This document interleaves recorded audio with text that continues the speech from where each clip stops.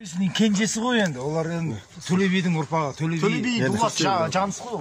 Вообще албан соған дулат. Сен дулаттың ішіндегі шымырынан тарайсың. Бұл албан соған бір туат.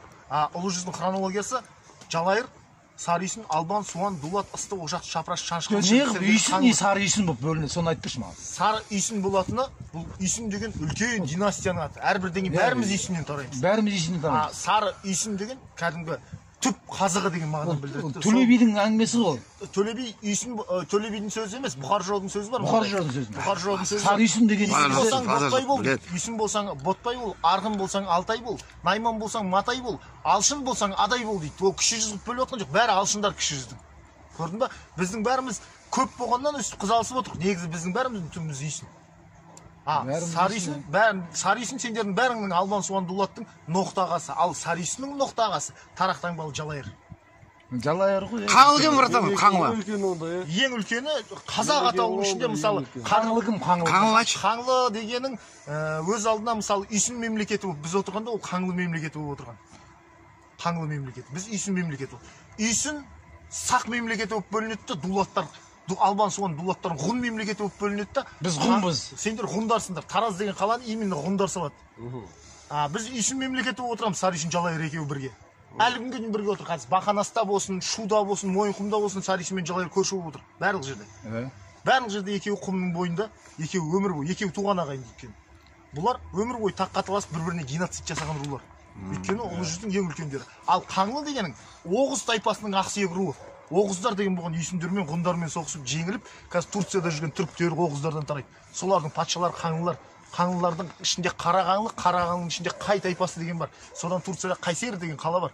Бізден жеңіліп, мына Қызылордада Янгикент деген қалалар әлі қалған. Қорқыт ата деген біздің атамыз емес. Дәдәм Қорқыт деген солардың ата бабасы. Біз жерді тартып алушылармыз. Біз жерді тартып алдық та олардан. Қаңлылардан ба сонда? Иә, олар барды да Иранды басып алды да, Ираннан өтті, Грек пен Күрттің жерін басып алды да, Грецияның бүкіл Рим империясын құлады да Турцияны құрды. Патшалар Қаңлылар, иә? Патшалар Қаңлылар, халық түркмендер. Халық түркмен, Әзербайжан мен түркмен. Қай жүзге жатады негізі? Қаңлы ұлы жүзге жатады. Жоқ, олар кіші ғой сонда. Үйсіннен, Жалайырдан бізден жеңіліп кетті ғой олар Үйсіннен. Қаңлылар ма? Жеңіліп кеткен. Қаңлылар ма? Иә, жеңіліп кеткен. Қызылорда Қаңлының жері Қорқыт ата деп жүрген Қаңлылардың Қорқыт атаның, иә. Арғы атасы. Кәдімгі Қобызды ойлап тұратын. Бірақ Турциядағы түріктерде ол қалған жоқ, Қобыз біздің қазақтарда қалды.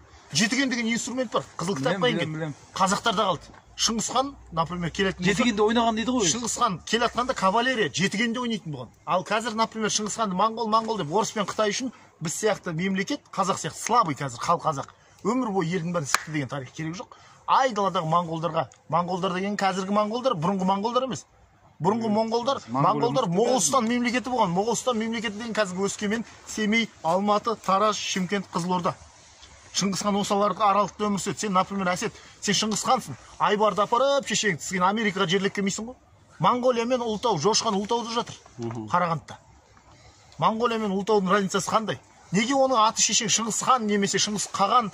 Неге ол Шыңғыс Қоңтайши болмайды? Монғолша болса Қоңтайши болу керек. Көрдің ба? Ол қазақтың атын алып қалған ба? Ол біздің батырымыз, біздің патшамыз ол.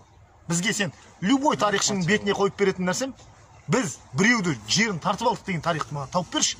Жоқ ондай тарих. Біз қалмақтан жерімізді қорғады деген ғана тарих бар. Мынандай амбалды жерді аспаннан бізге тастай салды ма біреу? Дұрыс айтасың. Ол Шыңғысхан заманында біздің жаулаушылық, баяғы түрік қағанаты да бізбіз. Түрік дегендер таза түркілер бізбіз. Түрік қағанаты да бізбіз. Сақ та бізбіз. Ғұн да бізбіз. Кешегі моңғол империясы әлемді жаулайтын дейтін де бізбіз. Өйткені сен қара, сиқымның ақ қойлы, қара қойлы болып бөлінеді. Армения, Әзербайжан, Дағыстанда ақ қойлы, қара қойлы деген сұлтанат болған. Бүкіл Европаны шапқан. Ақ қойлы, қара қойлы. Білем ғой. Көрдің ба? Мынау любой нәрсе, мысалы, Албания деген мемлекет бар Европада. Олар европоид қылғысы келеді, Европа тарихшылары. Бірақ астанасының аты Нарын. Біздің албандардың да тұрып жатқан жері Нарын қол. Совпадение деп ойлайсыз ба? Онда емес ол. Ол нәрсе көшпелілер атпен меңгеріп, қолында найза, қолында қылыш, елдің бәрін шауып жүрген кезде көшпелілердің заманы болған. Қазір Америкостардың заманы ғой, например, дамыған елдердің. Қайтып орта ғасыр келетін болса, қайттан біздің заман басталады.